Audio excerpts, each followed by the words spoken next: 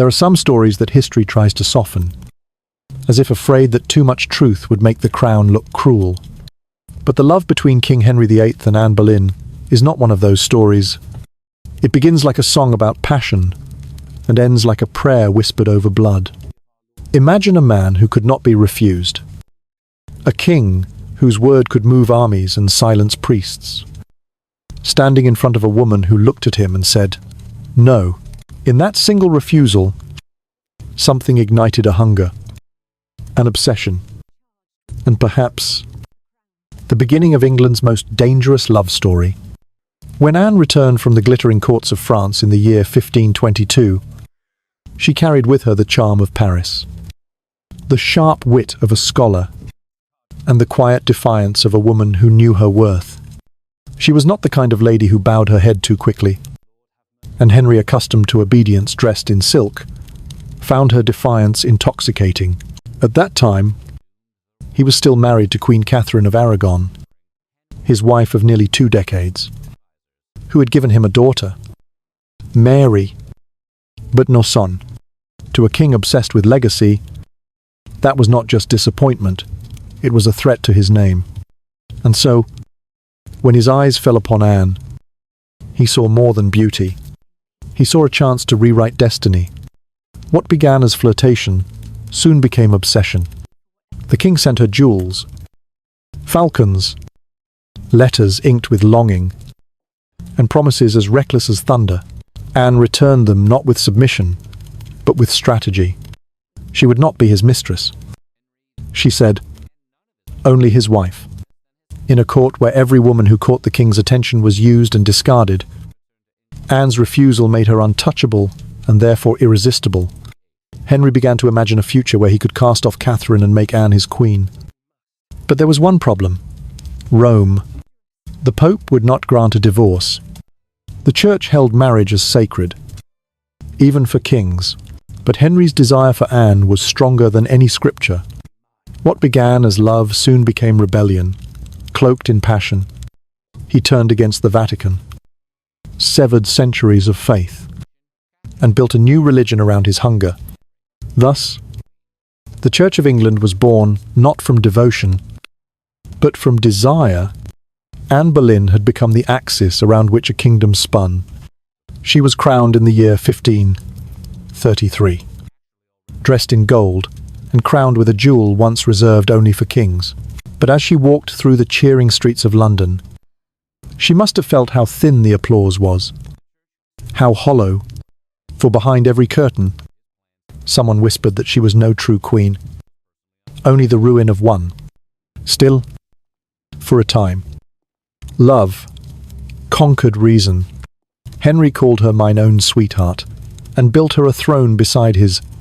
She laughed with him, argued with him, even guided his policies with the precision of a mind trained to read more than faces. But in a palace made of intrigue, the same intelligence that had drawn him to her became her curse. A clever queen is a dangerous thing in a world that only worships beauty. When Anne's belly swelled with life, the court waited for the sun that would justify it all. The break from Rome, the humiliation of Catherine, the fury of the faithful. On the 7th day of September, a child was born. The bells rang. The prayers began. And then the midwives spoke a single word that turned victory to silence. Girl? Her name was Elizabeth. Henry tried to smile, but the air had changed. The queen, who once shimmered like sunlight, was now a shadow walking beside him. He began to avoid her eyes, to fill his days with new faces, new whispers. Anne, proud as she was, tried to hold the fading affection of a man whose love had built her empire and could now destroy it. She played the harp, hunted with him, wrote him notes that began with tenderness and ended in tears. But the cracks were widening. The court that once bowed before her began to turn away. Every love story built on power has an expiration date. Henry wanted a son. Anne wanted survival. The rest of England wanted her gone. When the old Queen Catherine died, rumours spread that Anne had poisoned her. When Anne miscarried her child on the very day of Catherine's funeral, Henry called it a sign from God. It was then that the man who had broken the church for her began to see her as a curse. The fire that once made him tremble with desire now made him afraid. He began to whisper to his advisers that Anne had bewitched him, that her eyes held sorcery. And in the darkness of those whispers, a new plan was born. Thomas Cromwell, the king's sharp-minded minister, saw what the monarch wanted before he even spoke it aloud. To keep his power, Cromwell needed to destroy Anne. Within weeks, accusations appeared like ghosts: adultery, treason, incest with her brother. The charges were absurd. But in a court ruled by one man's will, absurdity was truth enough. Anne's laughter vanished from the palace. Her friends disappeared overnight. The same corridors where she had once glided in triumph now echoed with footsteps that came for her in the night. The love that had once united church and crown now turned to fear and silence. Henry's heart, if he still had one, had hardened into stone. And Anne, once the most desired woman in England, became a prisoner in the Tower. In a world ruled by men, her only crime was that she had dared to love a king and thought love could protect her. History remembers her as the wife who lost her head. But before she lost her life, she had already lost everything else. Her husband, her child's future, her name. Yet, in some haunting way, she won. For the daughter she bore in disappointment would one day rise as Queen Elizabeth I. And through her, Anne's blood would rule longer and more gloriously than any of Henry's sons ever could. So when you think of Anne Boleyn, do not think only of a queen who died by the sword. Think of a woman whose love burned so fiercely that it tore apart a kingdom and built a new world from the ashes. This was not just romance. It was revolution disguised as desire. And in the quiet of history's long night, the echo of that love still smoulders, reminding us that sometimes the greatest empires fall not to war, but to the beating of a single human heart. Anne Boleyn entered the royal palace not as a bride wrapped in dreams, but as a survivor walking into a storm that wore gold for disguise. From the outside, everything shimmered. Marble floors reflected the glow of torches. Silk gowns rustled like whispers of heaven, and every wall carried the scent of incense, roses, and secrets. Yet beneath that glow lived something darker, a quiet, patient cruelty that had been waiting for her since the day she dared to wear the crown that another woman had lost. The courtiers bowed with their lips, but not with their hearts. Every compliment was a blade wrapped in honey. Every smile, a warning that this world would never belong to her. No matter how much she gave, in those first days, Henry tried to build her a paradise. He ordered fresh tapestries, commissioned portraits that showed her as radiant as the Virgin herself, and promised that the kingdom would finally know peace now that she stood by his side. But the king's promises were built on shifting ground.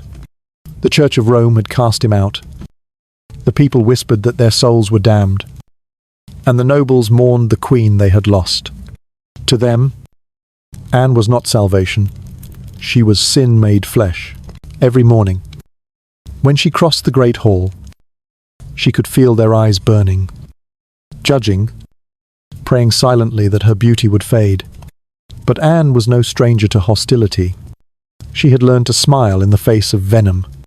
She carried herself with grace so sharp it could wound, and she spoke with a confidence that unsettled men who preferred their queens silent. She attended council meetings beside her husband, read foreign correspondence, and even gave opinions on state matters, something no woman before her had dared. Henry loved it at first. He said her mind was like fire, and her laughter like the song of angels. But the longer she spoke, the more he began to wonder if he had built his throne beside an equal instead of beneath a wife. Still, in those fragile early years, they loved with the intensity of people who believed the world was watching. They hunted together through the English countryside, the king in his scarlet coat, Anne in emerald green, her hair unbound, her voice echoing through the trees. They played cards late into the night, and she teased him for his temper, the way only she could. When she danced, the entire court went still, afraid to look too long, as if her gaze might summon jealousy from the heavens. To some, she was a witch. To others, she was a miracle. To Henry, she was both. But a palace is not a place that tolerates miracles for long. Each chamber had its spies. Each maidservant, her secret master. The king's courtiers began to whisper of Anne's temper, how she shouted when Henry spoke of Mary, the daughter from his first marriage. They whispered that she mocked the old queen, that she was vain, that she was cruel. Rumour, in a royal court, is more deadly than poison. It spreads faster, kills cleaner, and leaves no mark that can be proven. Anne knew it, but she could not stop herself. She was too proud, too alive, too unwilling to bow. At night, when the palace grew still, she would sit by the window of her chamber, looking out toward the Thames, where black water reflected 1,000 trembling torches. She thought of her father, the ambitious Thomas Boleyn, who had traded his daughter's charm for a chance at power. She thought of her mother, who had once warned her that beauty and wit are the most dangerous gifts a woman can possess. And she thought of Henry, the man who had called her his reason for rebellion, now turning distant, his affection slipping through her fingers like silk soaked in blood. When Anne's belly began to swell, I Hope returned to the palace for a brief and trembling moment. This time, the astrologers swore. The stars favoured her. This child, they said, would be a prince. Henry began to smile again, to dream again. He built a nursery, commissioned a cradle carved from oak and lined with silver, and walked through the palace, humming songs of triumph. He believed that God had tested him and was now rewarding him. But Anne had learned that God did not take sides in royal love stories. God watched and waited. As the months passed, she prayed not for a boy, but for mercy. She felt the distance growing in her husband's eyes. I saw the way he turned his head too slowly when she spoke. Once, he had written her letters that trembled with longing. Now, he sent notes that spoke only of politics, alliances, and matters of state. The king who had burned churches for her was now building walls between them, and beyond those walls, the ghost of Catherine of Aragon still lingered, her memory haunting every meal, every sermon, every silence. When the time came, Anne gave birth to a daughter small, frail, with red hair that shimmered like her father's. They named her Elizabeth. The bells rang, but not with joy. The courtiers bowed, but their eyes were cold. Henry smiled for the crowd, but when the room emptied, he turned away. That night, Anne lay awake beside her child, tracing the tiny fingers that would one day grasp a crown she could not yet imagine. She whispered promises to the baby girl, who had already failed to meet her father's dreams. She promised to protect her, to raise her in wisdom and strength, to teach her how to survive a world that had no mercy for women born to power. Outside the window, the palace torches flickered in the wind. Somewhere in the distance, church bells tolled for a faith that no longer ruled England. The air smelled of smoke and candle wax, of power and decay. The palace was not a home. It was a theatre built for devotion and destruction. And Anne Boleyn was both the leading lady and the inevitable sacrifice. As dawn crept through the stained glass windows, she closed her eyes and whispered a truth. She could not speak aloud that love, when mixed with power, never lasts.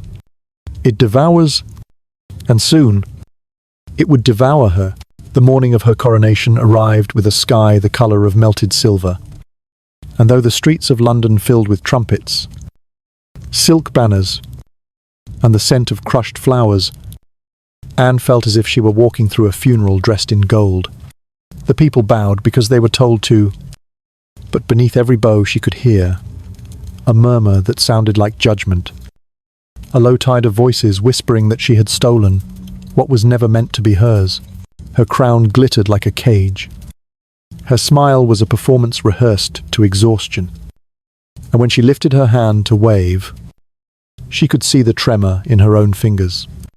Henry rode beside her on a white horse, his chest puffed out with pride, believing he had remade the world for love.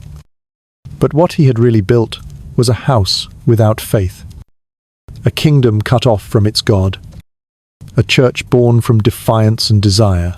Inside Westminster Abbey, where generations of kings had been anointed beneath the eyes of saints carved in stone, Anne knelt before the altar as the choir's voices rose like a wall around her. The golden cloth of her gown caught the candlelight, but even that warmth could not thaw the chill of isolation that wrapped around her heart. For though she was surrounded by hundreds, she was alone, more alone than she had ever been. As the Archbishop placed the crown upon her head, she felt its weight, not as honor, but as warning. For she knew too well the stories of women who had worn jewels that later turned to chains. Henry smiled from his throne, proud of the empire he had torn apart to make this moment possible. And in his eyes, she still saw a trace of the man who had once written her letters full of riddles and hearts. But even as he watched her, she could sense the impatience beneath the pride. He wanted this ceremony to end, to claim her again, not as queen, but as prize, as proof that he could defy the Pope, God, and England itself, and win. That night, the coronation feast lasted until dawn. There were swans roasted whole, barrels of French wine, dancers with ribbons like streams of fire. But beneath the laughter, tension simmered. Anne could feel the eyes of every noblewoman upon her, could sense the prayers whispered behind their fans. Prayers not for her blessing but for her downfall. They saw in her not a queen but a disruption, a fracture in the order of heaven. Yet she smiled through it all, lifting her goblet to the king, telling herself that victory always comes with envy, that her child, her unborn child, would silence every tongue that cursed her name. In the months that followed, the palace became a temple of anticipation. Astrologers were summoned, stars were charted, midwives were paid in gold to ensure the birth went perfectly. Henry had ordered that tapestries of angels be hung in every chamber, and each morning he would touch Anne's belly with reverence, as if laying hands upon a miracle. "It will be a boy," he whispered, almost as prayer, almost as threat. Anne nodded, though she knew she had no control over the will of heaven. Every heartbeat within her carried not just life, but risk. If she gave him a son, she would reign beside him. If not, she would be blamed for every crack in his empire. When the day of birth came, the entire court held its breath. The city bells rang in anticipation. Messengers rode to every corner of England, prepared to announce the arrival of a prince.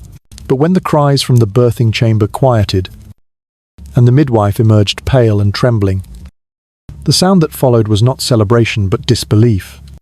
A girl, a red-haired, healthy, perfect girl but still a girl. Henry's face hardened as if he had swallowed frost.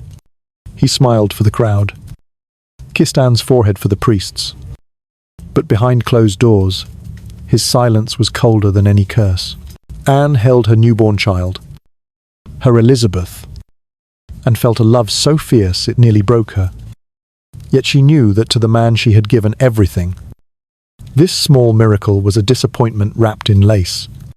In the weeks after Elizabeth's birth, Anne tried to rebuild what was slipping away. She planned tournaments, composed songs for the lute, organized banquets in honor of her husband. She even commissioned portraits of their daughter, hoping that seeing her likeness would soften Henry's pride. For a while, it worked. The king's heart, restless and unpredictable, returned to her with flashes of tenderness. They rode together through the gardens of Greenwich, and he told her stories of the future. He still imagined a dynasty that would outshine even the Plantagenets. Yet those moments were brief, like sunlight flickering through storm clouds. As months passed, Anne began to notice shadows gathering in corners of the court. There were new faces, young women with lowered eyes, soft voices, and the kind of obedience that had once bored Henry, but now soothed him. Among them was Jane Seymour, quiet and calculating, a woman who knew that patience could be sharper than beauty. Anne laughed when she first saw her, calling her plain, harmless. She did not yet understand that in the kingdom of men, harmless women often inherit the world. By the year 1534, the king's temper had grown unpredictable. His moods swung from affection to rage without warning. He accused Anne of arrogance, of meddling in matters that did not concern her, of being too proud, too clever, too much. The very traits that had made him love her now made him despise her. When she miscarried a child that year, his disappointment turned to fury. He began to say aloud what his courtiers had whispered for years, that his marriage to Anne was cursed, that God was punishing him for breaking his vows to Catherine, and in that single confession, the foundation of their love cracked beyond repair. Still, Anne refused to surrender. She confronted him in private, tears turning to anger, her words sharp enough to make even a king flinch. She reminded him of the sacrifices she had made, of the faith she had given up, of the world she had endured for his crown. But Henry did not want memory. He wanted escape. The more she fought for his heart, the more he pulled away, seeking comfort in new arms. Their palace became a battlefield of glances and silences. Servants learned to walk softly. Courtiers avoided the royal chambers. The air was thick with dread, as if the walls themselves could sense that something monstrous was approaching. Outside the palace, the people spoke of omens, storms that came without wind, church bells that rang on their own, statues of saints, weeping rainwater. In taverns, men toasted to the ghost of Catherine and cursed the name of the new queen. Some said Anne had brought a hex upon England. Others said she had bewitched the king himself. But the truth was simpler and crueler. She had loved him too deeply. And love, when mixed with power, becomes a poison that no one can survive for long. One winter evening, as Anne stood by the fire in her chambers, she caught sight of her reflection in a polished silver mirror. For a moment, she did not recognize the woman staring back. The lines at the corners of her mouth, the faint hollows beneath her eyes, signs of a heart that had aged too fast. The jewels on her neck felt heavy, the silk gown-like armor that no longer fit. Somewhere beyond those walls, Henry was dining with Jane Seymour, laughing with the ease of a man who had already rewritten his story. Anne turned away from the mirror, clutching the locket that held her daughter's tiny portrait, and whispered a promise to herself. If she could not keep his love, she would at least keep her dignity. But dignity was a fragile shield in a court where every smile hid a dagger. The councillors began to avoid her gaze. Cromwell, once her ally, now met with the king behind closed doors. The world around her shifted, invisible yet certain, and she knew that the wind that once carried her toward the throne was now changing direction. Every evening, she prayed not for forgiveness, but for clarity, to understand when exactly the dream had become a nightmare. As spring approached, she walked through the palace gardens where the roses were just beginning to bloom. The air was heavy with the scent of earth and sorrow. She touched a single rose, its petals blood red, and thought of how the crown on her head had once felt like destiny, but now felt like a warning written in gold, somewhere deep in her chest. A quiet voice told her that the price of love had not yet been fully paid, and as the bells of the city tolled for another Sunday Mass in the new Church of England, the church her love had built, Anne Boleyn, lifted her chin and walked back inside the palace. Unaware that before another year would pass, those same bells would toll for her death. It began with the sound of church bells. They tolled for Catherine of Aragon, the first queen, the ghost who would not leave the palace walls. The people mourned her openly. But inside the court, no one dared to wear black except for Anne, who did so not for grief, but for survival. The air that day was heavy with whispers. The servants crossed themselves. The courtiers bowed too low. And Henry, though he said nothing, seemed lighter, almost reborn. His first wife was gone. His sins, perhaps, were buried with her. But fate has a cruel sense of irony. And on the very day the kingdom buried its queen, Anne felt the pain begin. She had been carrying her child for several months, and the court believed this one would be a boy. The physicians had made their predictions. The astrologers had mapped the stars. Henry had begun to smile again in public, to speak of the future, to restore her to the pedestal from which she had slowly slipped. But all of it cracked in a single moment of agony. The blood came without warning, first a tremor, then a storm. Servants ran for the midwives. Prayers turned into screams, and Anne's world narrowed to the sound of her own breath. By nightfall, the chamber had gone silent. The child was gone. When she opened her eyes, the candles had burned down to wax puddles, and Henry stood at the foot of her bed, his face carved from stone. He did not touch her. He did not speak. For a long time, he only stared, as though searching for someone else behind her eyes. Then, with the cold calm of a man who had found his excuse, he said that their marriage had been cursed from the beginning, that perhaps the hand of God had always been against them. And in that moment, Anne understood that she had not just lost a child, she had lost her future. The miscarriage did not merely shatter her heart, it shattered the illusion of safety that had kept her alive. Henry left her chamber that night without saying farewell, and though his footsteps echoed down the corridor, she knew she would never hear them return. Outside her door, the courtiers gathered like vultures, waiting for confirmation of the rumor that would soon spread across the palace. The queen had failed again. Some said it was a punishment from heaven for Catherine's death. Others whispered that Anne had dabbled in dark arts, that her clever tongue and quick temper were signs of witchcraft. Cromwell, the king's new confidant, did not deny such talk. He only nodded, quietly feeding the rumor until it grew teeth. In the days that followed, Anne moved through the palace like a ghost haunting her own life. The corridors that once carried music now carried only the rustle of silk and the hollow click of her steps. Henry refused to see her, spending his hours with ministers and guests, his laughter echoing from chambers that used to belong to them both. When she tried to send him letters please written in trembling ink, they were returned unopened. It was as though she had been erased, her name scrubbed from the edges of the king's affection. But Anne was not a woman who surrendered easily. She had fought too long, endured too much to vanish quietly. One morning, she dressed herself in crimson velvet, the colour of defiance, and walked to the council chamber unannounced. When Henry saw her, his face flickered with something between shock and anger, but she curtsied, as if nothing had broken between them. She spoke softly, carefully, of her grief, her devotion, her hope that another child might yet come. For a moment, he softened, perhaps out of habit, perhaps out of guilt, but it was only a flicker, a passing shadow across the surface of a dying flame.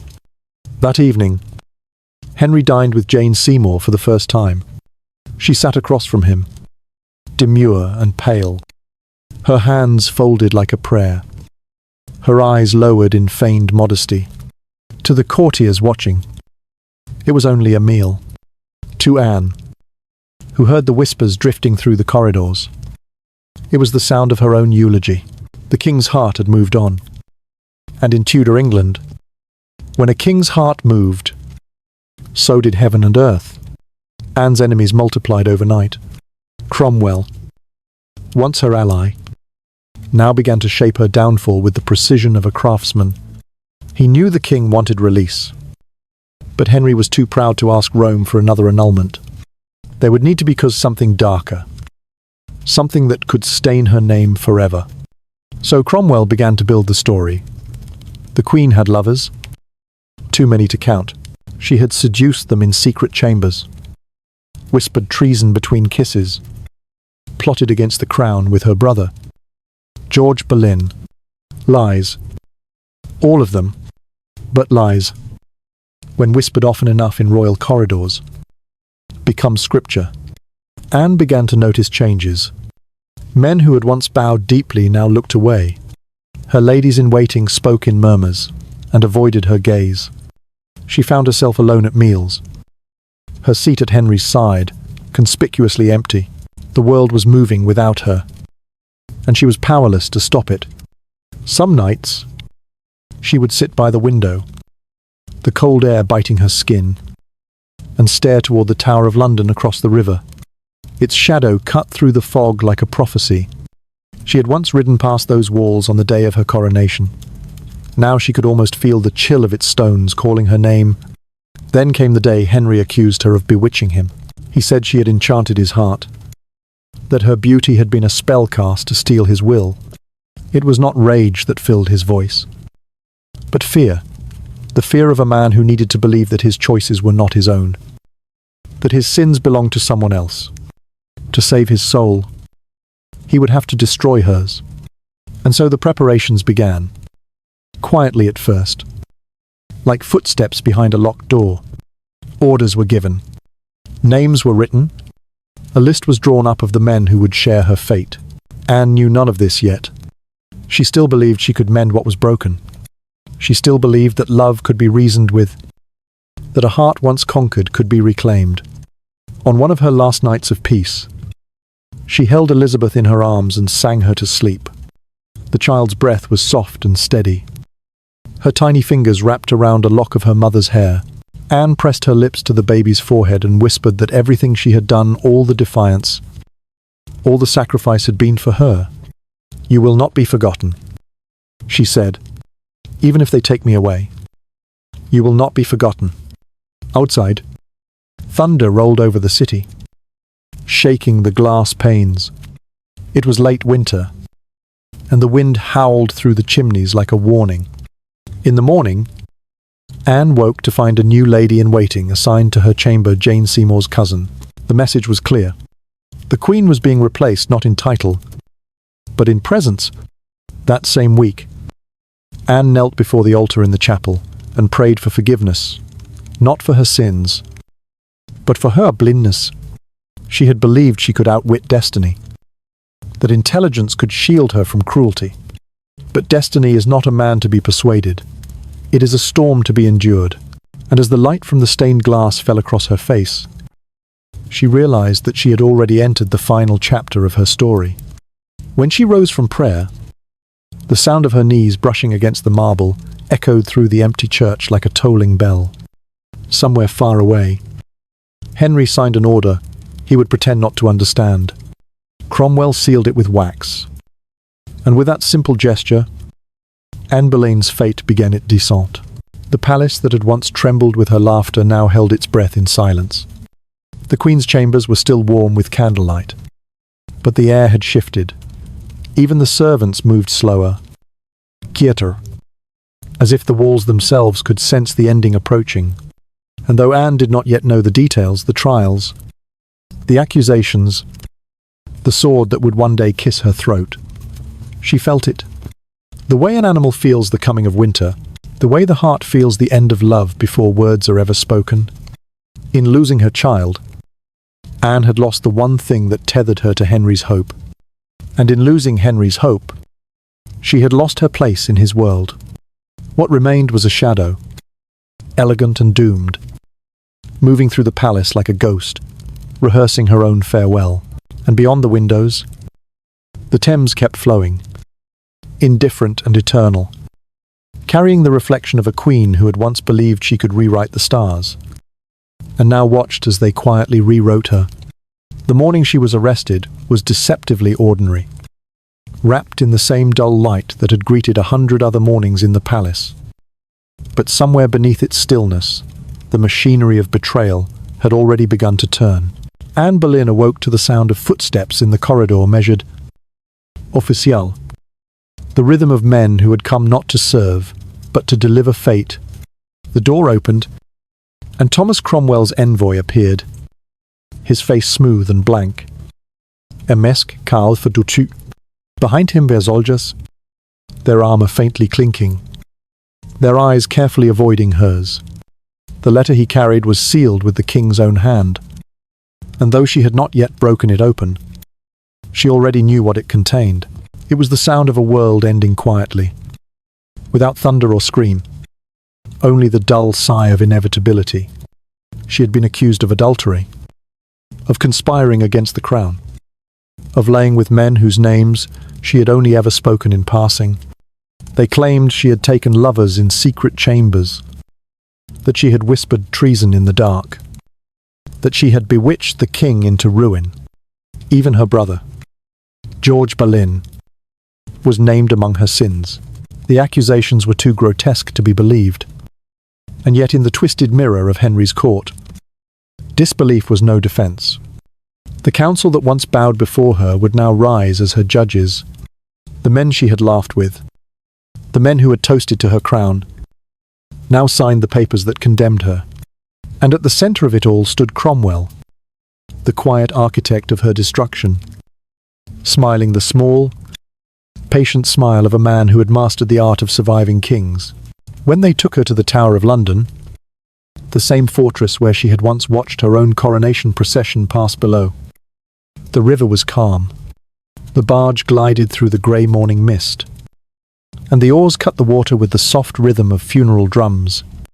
Anne sat between two guards, her hands folded, her eyes fixed on the dark outline of the tower rising through the fog. She said nothing, not because she was afraid, but because there were no words left worth spending on such a moment. Her silence was not submission. It was protest, sharp and unyielding. When she stepped ashore, the cobblestones glistened with dew, and somewhere above her, the crows had begun to gather. Inside the tower, they placed her in the same royal apartments once used to prepare for her coronation. An irony so cruel, it might have made lesser women weep. But Anne did not weep. She walked through the chambers slowly, her eyes tracing the familiar walls, the faded tapestries, the narrow window where she had once leaned to catch the cheers of the crowd below. Now there was only the wind. She touched the cold stone, feeling the heartbeat of her own story echo through it, and whispered to no one in particular, "So, it ends where it began." The trials were a farce dressed in ceremony. They assembled the peers of the realm, all men, all bound to the king's favour. Henry Percy, once her first love, sat among them, his face pale and distant, perhaps haunted by the memory of what they might have been. The charges were read aloud, each one heavier than the last. A litany of invented crimes: adultery, incest, witchcraft, treason. Each accusation was a dagger, thrown not at truth but at dignity. She listened to them all, her spine straight, her hands clasped before her, the faintest hint of a smile playing on her lips, a smile that infuriated the judges because it made her seem untouchable even in disgrace. Witnesses were called, their testimonies rehearsed, their words trembling, not with fear of her, but of the king who demanded her guilt. The musician Mark Smeaton confessed to lying with the Queen, though it was clear to everyone in the chamber that his confession had been purchased through pain. He was small and broken when they brought him forward, and his eyes darted like a frightened child's. Anne looked at him once, not with hatred but with pity, and in that glance forgave him for the lie that would kill them both. The others, Norris, Weston, Breton, and her brother George denied everything. But denial was useless. The verdict had already been written long before the trial began. When it came time for her to speak, Anne rose slowly. The hall fell silent, and even the guards seemed to hold their breath. She began, not with anger, but with calm. Her voice, though soft, carried through the stone chamber like a hymn. She declared her innocence, not as a plea, but as a statement of fact. And she spoke of her loyalty to the king, her devotion as wife, and her faith in God's judgment. "If any man accuses me," she said, "let him look upon his own conscience, and may God forgive him as I do." Her words unsettled them, for there was no fear in them, only clarity. When she finished, the silence that followed was more powerful than any applause could have been. The sentence was death, not by fire, as was custom for women found guilty of treason, but by beheading. Henry, in what he called mercy, had arranged for a French executioner, an expert swordsman, to travel from Calais so that her death might be clean, swift, and dignified. The irony of his tenderness was unbearable. He who had stripped her of her name, her honor, and her child now offered her the courtesy of a graceful death. When the words were spoken, Anne bowed her head slightly, as if acknowledging a dance she had long been expecting. "I am ready," she said, "and my Lord God knows the truth." That night in her chamber, she wrote her final letter to Henry. It was not the plea of a broken woman, but the farewell of a soul, at peace with itself. "Never did I wrong you, in thought or deed," she wrote, "and never prince had wife more loyal in all duty, and in all true affection, than you have ever found in Anne Boleyn." She ended the letter not with bitterness, but with a prayer for his soul, a forgiveness so complete it shamed his cruelty. She sealed it with her ring, the one he had once slipped onto her finger while promising eternity. The next morning, the guards came to collect it. Whether Henry ever read it? No one knows. Some say he burned it without a glance. Others believe he kept it locked away until the day he died, unable to look upon it without remembering what he had destroyed. In the days that followed, the men accused alongside her were executed one by one. The city gathered to watch, their faces pale, their voices hushed. London had seen many deaths, but never before had it witnessed the slow unmaking of a queen. Each time the axe fell, Anne heard the echo through her walls. She prayed not for deliverance, but for courage, whispering psalms until her voice grew hoarse. When they came for her brother, she fainted for the first and only time. George Boleyn's death broke what little remained of her strength.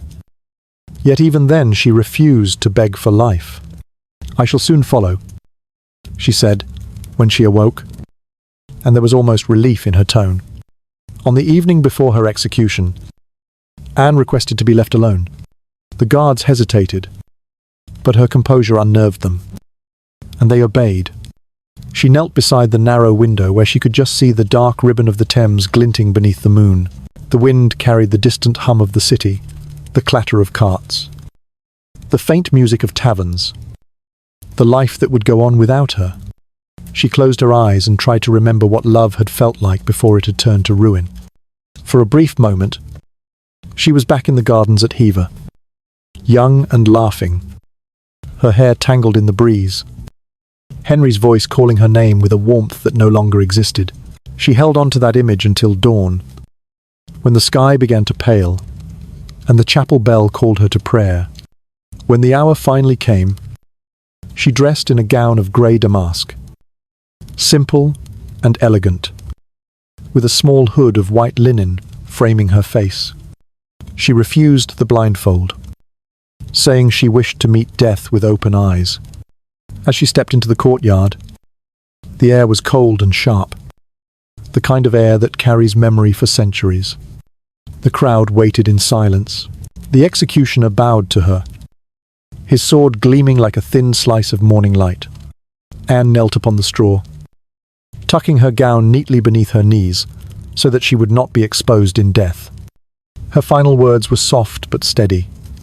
She prayed for the king's soul and for mercy upon England. "To Jesus Christ, I commend my soul," she said, "for he knows me innocent." The sword fell cleanly, so swiftly that for a heartbeat the world seemed unsure what had happened. And then it was over. A hush settled over the tower, a silence so complete it seemed the earth itself paused in reverence. Her ladies collected her body, wrapping it in linen, placing her head gently beside it. They buried her in an unmarked grave beneath the chapel floor, without hymns, without a monument, without even her name. By nightfall, Henry was already betrothed to Jane Seymour. The court was draped not in mourning but in celebration. Yet somewhere beyond the palace walls, the wind that passed over the Thames carried something of Anne still a whisper, a defiance, a promise that the story was not done. For though her body lay beneath cold stone, her blood would rise again in her daughter, the child born of disappointment, who would one day rule as Elizabeth I. And through her, Anne's silence would become England's voice. The night before her death was eerily calm, as if the heavens themselves were holding their breath. The tower slept uneasily, its corridors heavy with the weight of unspoken prayers, the air trembling with candlelight and the faint rustle of guards exchanging shifts beyond her door. Inside the small chamber where she had been confined, Anne Boleyn sat awake, her fingers tracing the grain of the wooden table before her. She had not slept in days. Yet her eyes were clear, too clear. The kind that comes when pain burns away, fear, and only clarity remains. A single candle flickered beside her, its flame bending in the draught that seeped through the cracks of the old stone walls. Each gust made the light tremble like a living thing, and in that fragile glow, Anne wrote her final letter. She began slowly, as though every word required the strength of a confession. "My lord," she wrote, her hand steady, though her heart raced.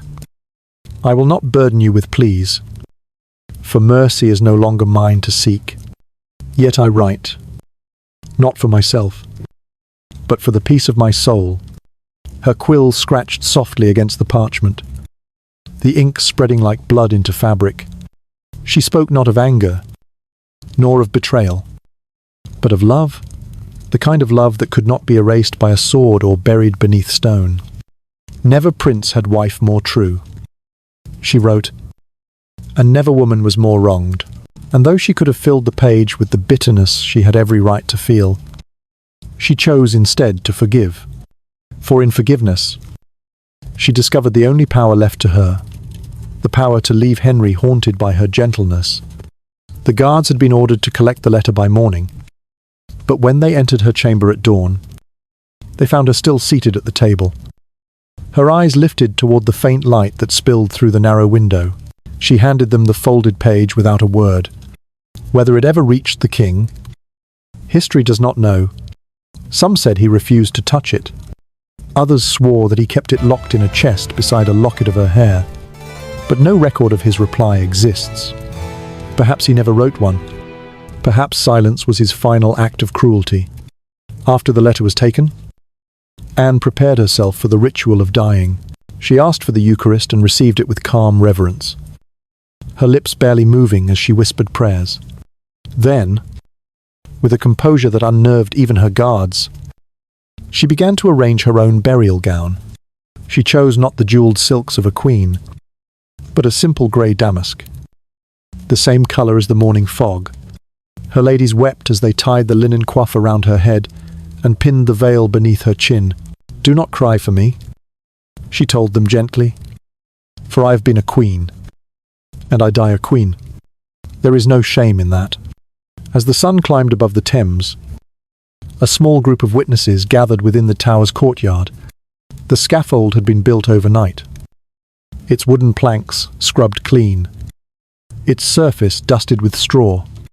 At one end stood a black draped block.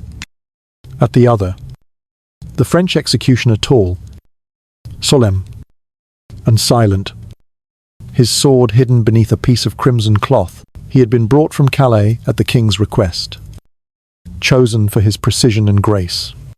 It was said that his blade could strike so swiftly that the condemned never felt the cut, a gesture of mercy.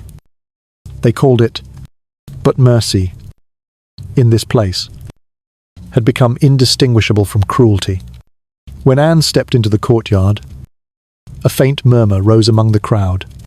She walked without falter, her posture as regal as ever, her hands clasped before her, her eyes lifted toward the pale sky. The air smelled of damp earth and iron. Her ladies followed behind her, trembling, clutching small linen bags to collect her remains. The Frenchman watched her approach with quiet respect, his face unreadable, his sword still concealed. When she reached the scaffold, she turned to her companions and smiled a small, serene smile that broke their composure completely. She ascended the steps alone. The wood creaked beneath her feet, echoing softly in the stillness. At the top, she turned to face the witnesses. There was no priest beside her, no crown upon her head, only a woman, stripped of everything but dignity. She spoke clearly, her voice steady despite the wind that tugged at her veil. "Good Christian people," she began, "I am come hither to die, according to the law, and by the law I am judged to die. But I do not accuse any man, nor speak against the king's majesty, for I know him to be a prince, most merciful." Her words trembled with irony, but her tone carried no mockery. She would not give them the satisfaction of seeing her rage. "I pray God save him," she said, "and send him long to reign over you. For a gentler or more merciful prince there never was." Some swore later that she smiled when she said it, as though she had spoken not of mercy, but of damnation. When her speech was done, she turned to the French executioner and nodded. "Good friend," she said softly, "I pray you do your office well, and my neck is little." Then she knelt upon the straw, tucking her gown neatly beneath her knees. She removed the small cross from her neck and handed it to one of her ladies. The air had gone utterly still. Even the crows that circled the tower seemed to pause in flight. Anne closed her eyes and began to pray, her lips moving in a whisper that only the wind could hear. The executioner stepped behind her. He said nothing, for he had learned that words were useless at such moments. Instead, he turned to his assistant and called for his sword. It was a gesture of kindness. He did not want her to flinch at the sound of steel unsheathed behind her. As the assistant fetched it, Anne looked up once more, her gaze fixed on the heavens. "Lord Jesus, receive my soul," she whispered, and then, in one swift motion, the sword flashed through the air. It was said that her lips were still moving after the blade had fallen, that a final breath escaped her, as if she were still praying. The executioner lifted the sword and stepped back, his task complete. The body slumped forward gently, and for a brief moment, the entire courtyard seemed to bow. Her ladies rushed forward, choking back sobs, gathering her remains with shaking hands. One of them removed her veil and wrapped it around the severed head, cradling it as though it were a sleeping child. The silence that followed was unbearable. Even the wind seemed unwilling to disturb it. They carried her body to the chapel of St. Peter ad Vincula within the tower grounds. No royal ceremony awaited her. No choir, no marble tomb. Instead, she was laid to rest in an old arrow chest, too small to hold her fully, her body folded, her dignity intact, even in the indignity of the grave. They buried her beneath the stone floor, beside others who had fallen from royal favour. No name was carved into the slab. For years, no one knew the exact place where the Queen slept. But death did not end Anne Boleyn's story. It merely changed its shape. In the palace, Henry celebrated his marriage to Jane Seymour, the new queen. the obedient shadow who replaced the fire he could not contain. Yet at night, those who served him whispered that he sometimes woke in terror, his breath ragged, calling Anne's name. They said he dreamed of her eyes calm, knowing, unafraid, the eyes that had watched him destroy her and had forgiven him anyway. They said he ordered every trace of her erased from the palace, but that no matter how many portraits he burned, her presence linger, like perfume that clings to an empty room, and though centuries would pass, and stones would crumble, and kings would come and go, the story of the woman who had died for love and defiance refused to be buried. The daughter she left behind, Elizabeth, the child once scorned for being born, a girl would rise to rule the same kingdom that had executed her mother. Unter Herein, England would flourish. The church her father had built would find its voice, and the blood of Anne Boleyn would become the pulse of an empire. In the quiet of history's long corridors, where memory fades and myth takes root, the French executioner's sword still glimmers faintly, as though reflecting not death, but transformation. For Anne's fall was not an ending. It was the opening of a wound through which the future was born. Her letter, her faith, her final breath, they lingered, not as echoes of defeat, but as whispers of resurrection. And so, on that cold May morning, in the year 1536, when the sword met her neck and silence fell upon the tower, it was not merely the death of a queen that the world witnessed. It was the moment a legend began to breathe. The same sun that had risen over the tower the morning Anne Boleyn died shone just as brightly over the palace at Whitehall. Though it seemed cruel that the light could be so unchanged when the world had been so thoroughly altered, the smoke from the city had barely cleared when Henry took Jane Seymour to wife. As if grief were a garment he could simply remove and hand to another woman to wear, there was no mourning for the queen who had lost her head. Her name was forbidden, her memory erased, her portraits removed from every hall. The courtiers who had once bowed before her now practiced new smiles for a new queen. And the same mouths that had whispered Anne's praises now murmured blessings over Jane. It was as if the palace itself had decided that forgetting was the easiest way to survive. Jane's face was soft and pale, her eyes lowered with the humility that Henry found so soothing after years of Anne's fire. Where Anne had argued, Jane agreed. Where Anne had laughed too loudly, Jane spoke gently. She moved through the palace like a ghost of obedience, her voice never raised, her opinions never declared. The courtiers called her the perfect queen, though none could quite define what perfection meant. Perhaps it was this a woman who did not remind a man of his own cruelty. Henry adored her meekness. It made him feel absolved.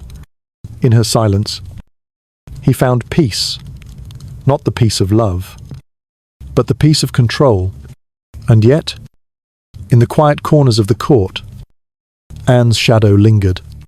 The servants still spoke her name when they thought no one could hear. They said that on certain nights, the king woke, drenched in sweat, muttering words that made no sense until one realized he was calling for her. The tower guards swore they saw a flicker of white near the chapel where she had been buried, the glimmer of a woman's figure vanishing into the mist. It was superstition, of course, but in Tudor England, superstition and truth were often lovers. Even Jane, for all her composure, could not help glancing toward the tower's direction when the fog rolled in from the river, as though afraid that the wind might carry the sound of Anne's final prayer. In another corner of the realm, far from the court's glittering cruelty, a small child with red hair played alone in a garden.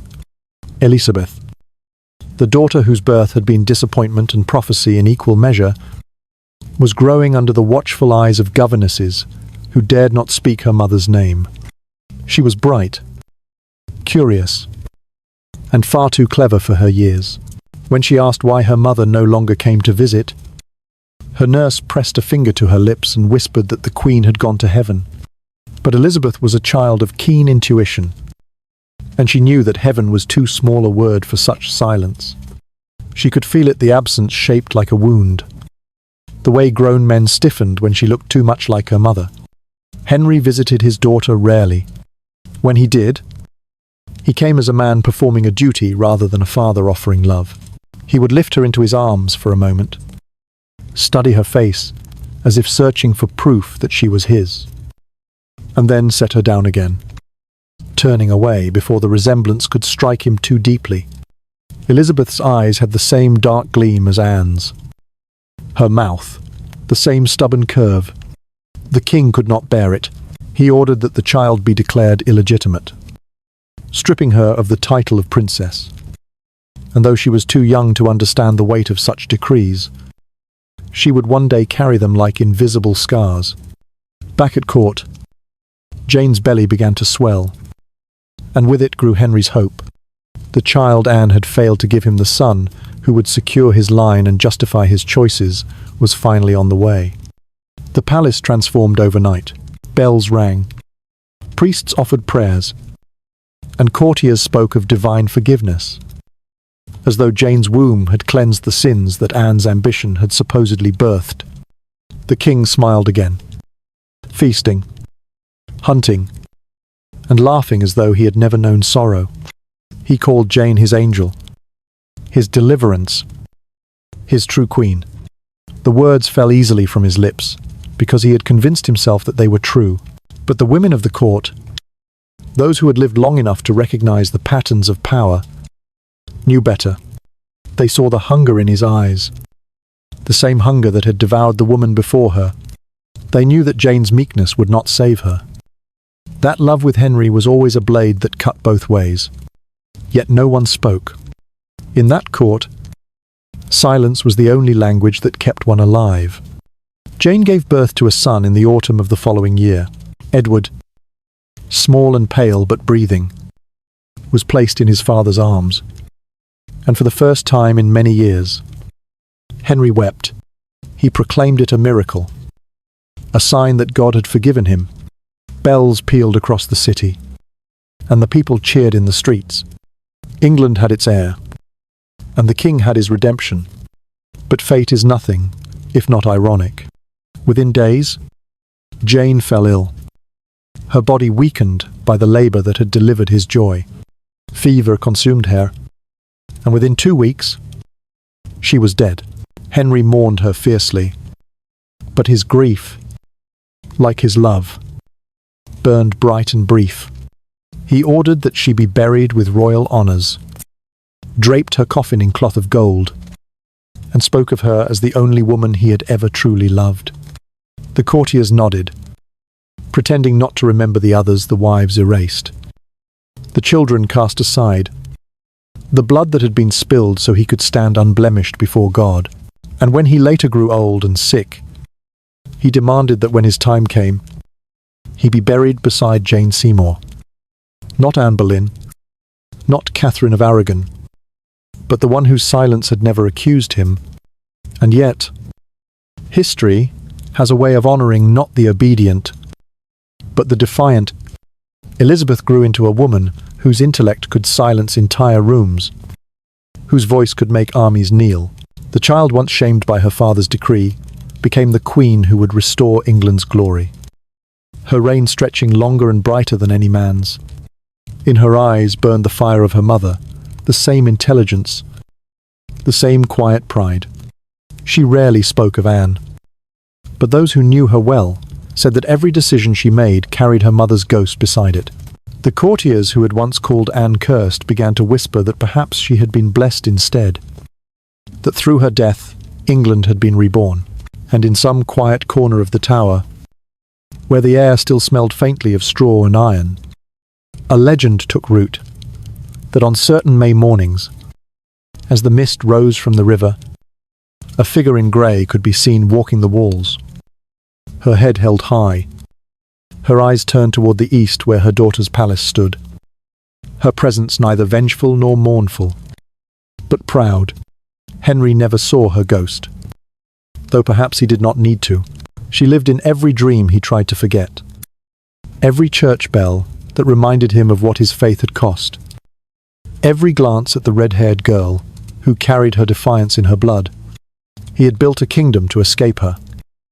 Yet even buried in grandeur, he could not escape her memory. For love, once turned to legend, never truly dies.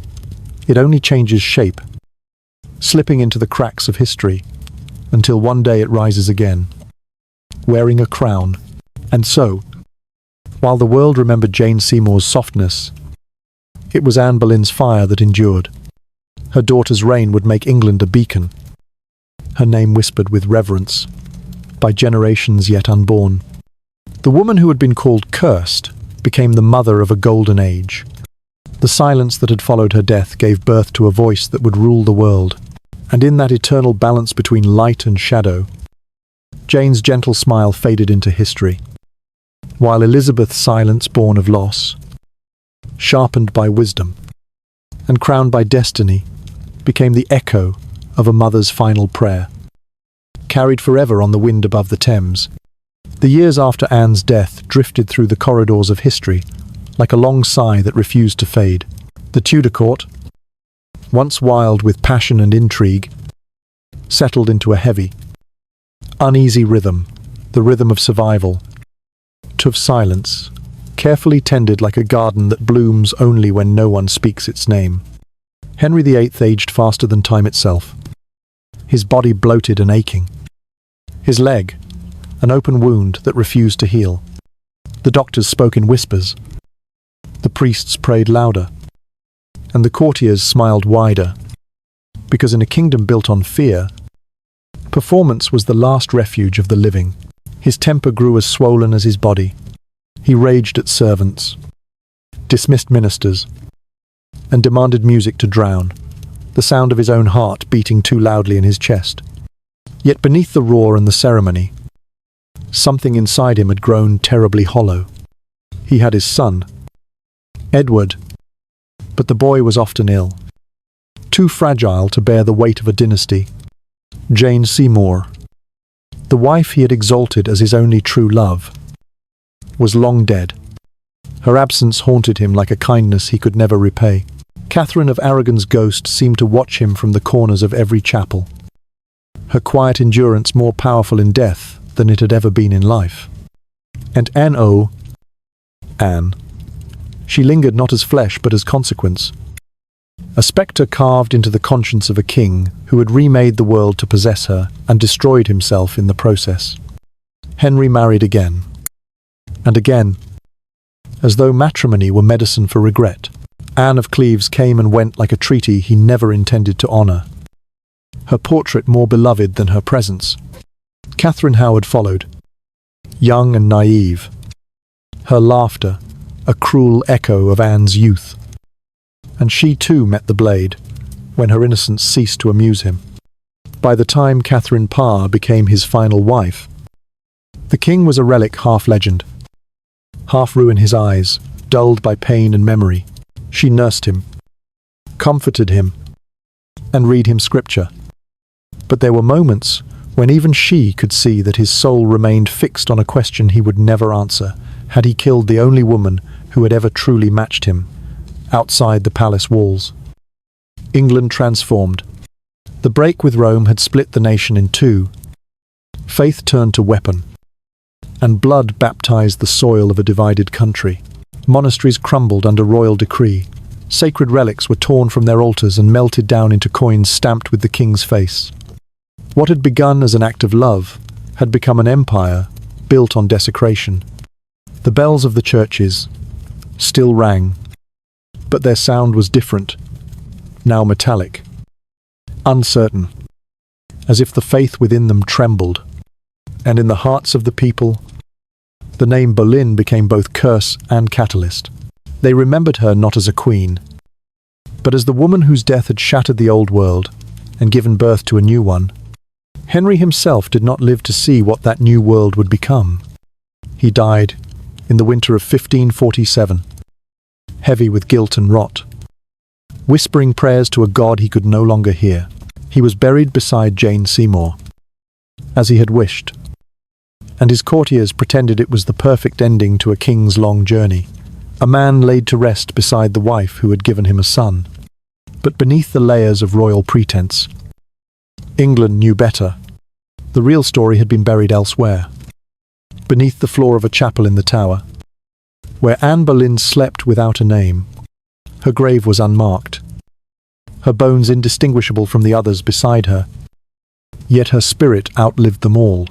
Edward, the long-awaited heir, ascended the throne as a boy of 10.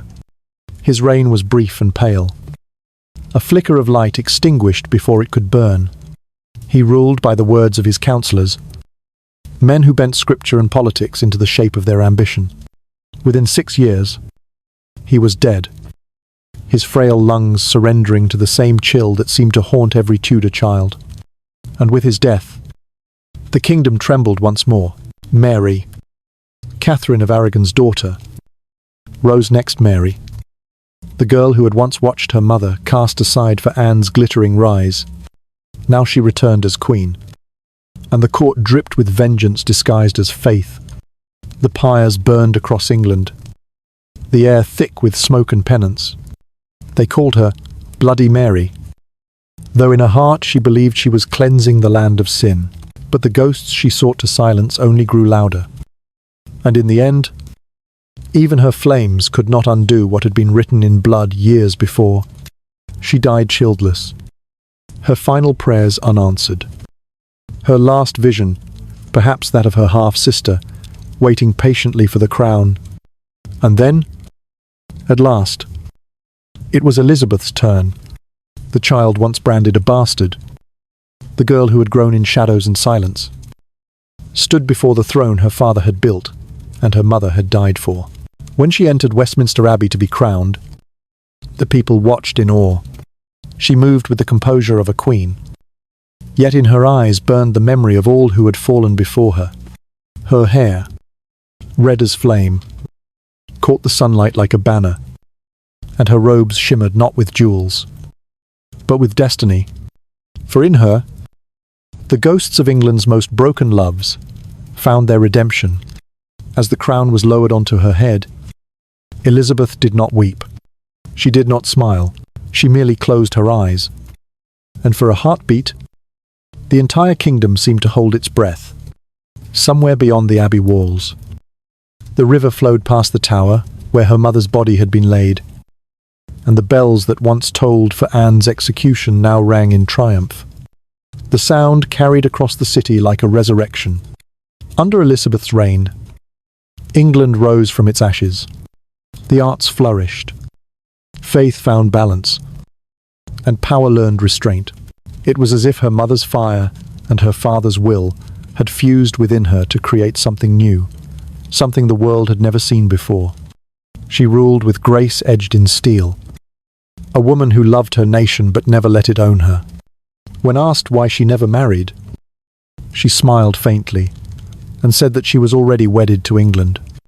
But those who knew the stories of her childhood understood the truth she had seen too closely, what love did to those who wore crowns.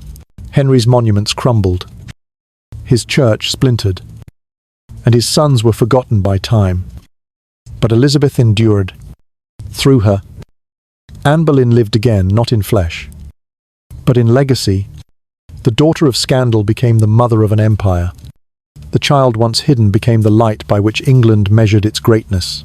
And perhaps, on quiet nights when Elizabeth walked alone through the gardens of Whitehall, she felt her mother's presence in the wind, gentle and watchful, the same wind that had carried Anne's final whisper from the tower to Jesus Christ.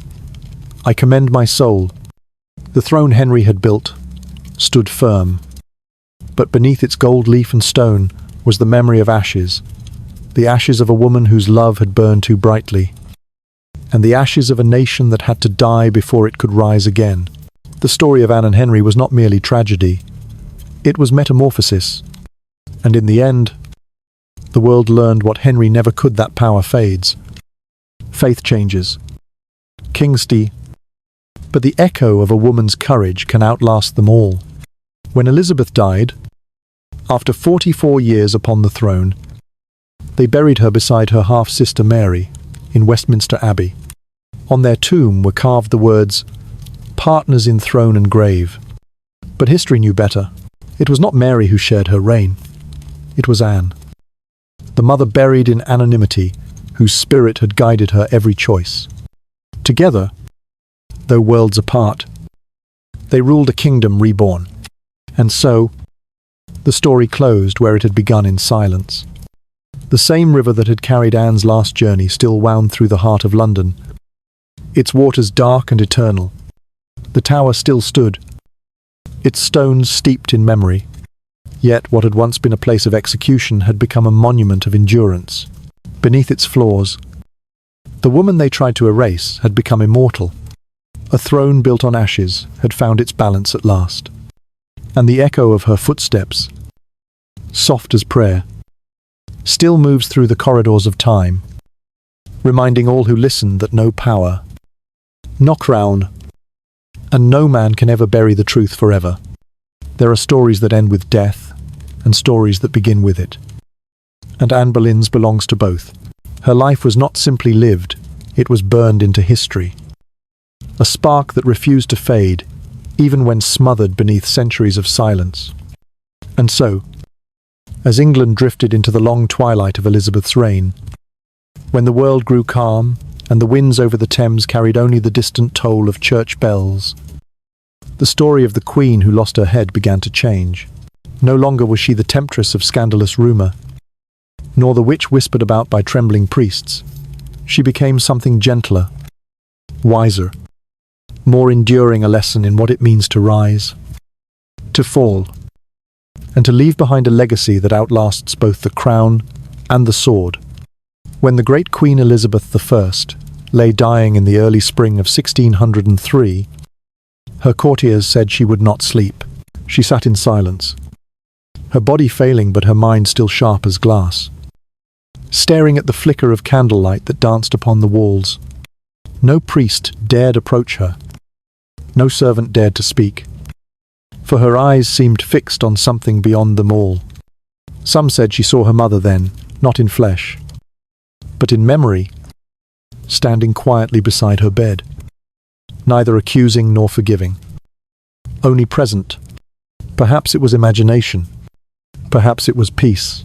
Elizabeth's lips moved faintly, as if whispering to a figure only she could see, and those who watched her final hours swore that the expression on her face was not sorrow, but recognition. In that moment, history closed a circle.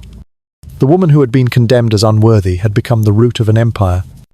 The girl born in disappointment had redefined what it meant to rule. Elizabeth was not her mother's mirror, but her answer a testament to the truth that what is destroyed in one generation can rise renewed in the next. The child of a forbidden love had become the symbol of England's golden age, and in every triumph of her reign, in every ship that returned from unknown seas, in every poem, every theatre, every prayer that dared to dream, there was Anne's echo, faint but unbroken, carried through time by the daughter who bore her fire. If one were to walk through the Tower of London at night, when the tourists are gone and the stones remember, one might feel her presence still. The chapel where she was buried remains quiet, the air thick with reverence. Beneath its simple floor lies the body of a woman who changed the world without meaning to. She was given no monument, no epitaph, no crown in death. But perhaps that was fitting, for her monument is the church bells that ring across England, her epitaph written in the reign of her child, and her crown. Her true crown is memory. Anne Boleyn's story has always been told in the language of tragedy, the king's obsession, the queen's defiance, the fall that ended beneath a Frenchman's blade. But perhaps tragedy was never its true form. Perhaps it was metamorphosis. Every great transformation demands a sacrifice, and Anne became the offering through which a new world was born. Her love reshaped a religion. Her courage redefined a monarchy. Her death became the silence from which England's future learned to speak. When one looks at her life through the lens of centuries, it no longer reads like the tale of a doomed woman, but of a teacher. She taught the world that intellect in a woman is not her sin, but her gift. That passion is not poison, but power. That a voice, even when silenced, can travel farther than any army's march. And she taught her daughter, though only in memory, how to survive in a world built to destroy women who dared too much. The historians will continue to debate her. The poets will continue to romanticize her. And the skeptics will continue to doubt her innocence. But none of it changes what remains. In the quiet rhythm of history, Anne Boleyn stands eternal, not as victim, nor villain, but as the axis upon which England turned from darkness to light. Her courage still breathes in every woman who refuses to bow, in every mind that chooses reason over obedience, in every heart that dares to love beyond the boundaries the world has set. And so, when the last candle burns low, and the story of Henry and Anne settles once more into its restless sleep, the air of England still hums softly with her name. The Thames continues to flow past the tower, carrying her reflection upon its dark surface, rippling and reborn. The crows that once gathered above her scaffold are long gone, replaced by the quiet flutter of doves that nest near the chapel roof. Morning light filters through the ancient windows, and in that soft glow, it is almost possible to imagine her standing there again, unbowed, unbroken, watching as her country rises beyond the reach of her sorrow. Perhaps this is how history redeems the misunderstood, not by rewriting their endings, but by allowing time to reveal what their contemporaries could not see. Henry's England was a kingdom of iron and decree, ruled by fear of mortality. But Anne's England, the England born through her suffering, was something else entirely. It was a realm of spirit, intellect, and endurance. A realm that would learn, through her daughter, that the measure of a ruler is not the weight of their power, but the light they leave behind. The crown she once wore for only 3 short years became more than gold and jewels. It became a symbol of rebirth. Every queen who came after her, every woman who dared to lead, carried a fragment of Anne's defiance in her spine. And though she never lived to see it, her blood became the ink in which the next chapters of England were written. So sleep now, Boleyn, beneath your nameless stone. The centuries have done what men could not. They have forgiven you, understood you, restored you. The love that destroyed you also immortalized you. The child you left behind carried your unfinished sentence and turned it into poetry. And the kingdom that once condemned you has built its identity upon your memory. Your story no longer belongs to sorrow. It belongs to the quiet strength of every woman who has ever been underestimated, to the resilience of every heart that has ever been betrayed and still dared to love again. And as the night folds gently over the tower, as the wind hums through the rafters and the river whispers against its banks, the past exhales and sleeps. The queen who died in silence rests beneath her chapel floor, her spirit cradled by the same land that once demanded her death. Above her, the bells toll softly, not in mourning, but in reverence, for Anne Boleyn did not vanish. She transformed, and in the echo of her final prayer, the crown itself changed shape, no longer a weapon of kings, but the reflection of a woman's unbreakable will